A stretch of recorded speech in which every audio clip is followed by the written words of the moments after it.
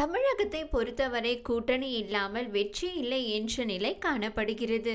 ஜெயலலிதா மட்டும் 2016 தனித்து நின்று வெற்றி வாகை சூடினார். இதில் கவனிக்க வேண்டிய மற்றொரு விஷயம் என்பது வெற்றிக்கும் தோல்விக்கும் இடையிலான வித்தியாசத்தை கூட்டணி கட்சிகள் தான் முடிவு செய்கின்றன. திமுக பெரிய அளவில் தோல்வியடைந்த காலங்களில் வெற்றிக்கும் தோல்விக்கும் இடையிலான வித்தியாசம் என்பது 5% மட்டுமே. இதனை ஈடு செய்ய பிரதான கட்சிகளுடன் பிற கட்சிகள் கூட்டணி சேர்வது அவசியம். 2026 சட்டமன்ற தேர்தலை பொறுத்தவரையில் திமுக கூட்டணி தெளிவான திட்டமிடல், வலுவான கூட்டணி என்ற வகையில் நகர்ந்து வருகிறது. தன்னை தமிழ்நாட்டின் பாதுகாவலன் என்று மு.க. ஸ்டாலின் முன்னிறுத்தி வருகிறார். மறுபுறம் மதிமுக பாஜக கூட்டணியில் தமிழ்நாட்டின் நலன்களை பாதுகாக்கும் அடையாளத்தை எடப்பாடி பழனிசாமி கையில் எடுத்துள்ளார். இந்த இரு பெரும் திராவிட கட்சிகளுக்கு மத்தியில் தமிழக வெற்றி கழகம் பெரிய அளவிலான பிம்பத்தை இதுவரை கட்டமைக்கவில்லை. இதற்கிடையில் தான் ஓ பன்னீர்செல்வத்தின் தனி கட்சி தொடர்பான விவாதங்கள் வெடித்துள்ளன.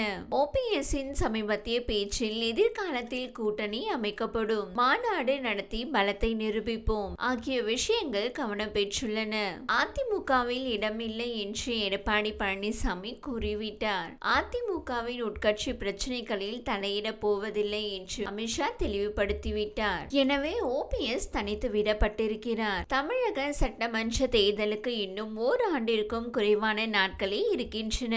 இத்தகைய சூழலில் ஓபிஎஸ் என்ன செய்ய போகிறார் என்ற கேள்வி எழுகிறது. இது தொடர்பாக தொலைக்காட்சி விவாதம் ஒன்றில் பேசிய மூத்த பத்திரிகையாளர் தராசு ஷியாம் அவர்கள் ஓபிஎஸ்கான வாய்ப்புகள் குறித்து சில விஷயங்களை சுட்டிக்காட்டினார். ஓபிஎஸ்ஐ பொறுத்தவரையில் அதிமுகவிற்காக தொடர்ந்து உரிமை கொண்டாடி வருகிறார். தன்னையும் இணைத்துக் கொள்ள வேண்டும் என்று பலமுறை தூது அனுப்பிவிட்டார். பாஜக மேலிடம் மூலம் அழுத்தம் கொடுக்கும் வகையில் காய் நகர்த்தி பார்த்தார். எதுவும் எடுபடாத சூழலில் தான் அடுத்த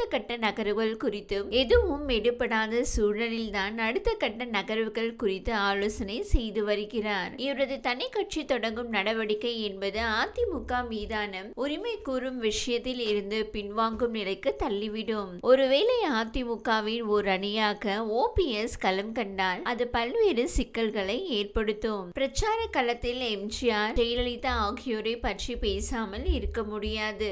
இதைதான் எடப்பாடி பழனிசாமி தரப்பு முன்னெடுக்கும். மேலும் பாஜகவும் தங்கள் பங்கிற்கு அதிமுக தலைவர்களை புகழ்ந்து பேசும். இவ்வாறு மாறி மாறி பேசுவதால் அதிமுகவின் லெகசியை நீத்து போகும் நிலைக்கு கொண்டு செல்லலாம். ஆனால் இதனை அதிமுக பாஜக கூட்டணி ரசிக்காது.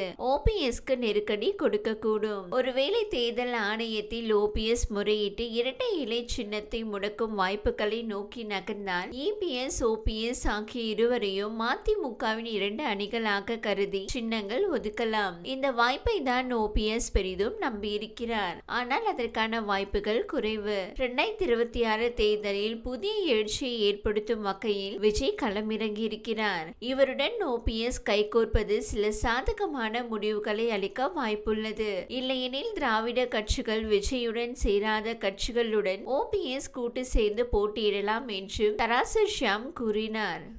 இந்த வீடியோ உங்களுக்கு பிடித்திருந்தால் லைக் செய்யுங்க. மேலும் இதுபோல் வீடியோ தொடர்ந்து பார்க்க நம்ம ஒரு சேனலை சப்ஸ்கிரைப் மற்றும் ஃபாலோ செய்யுங்க.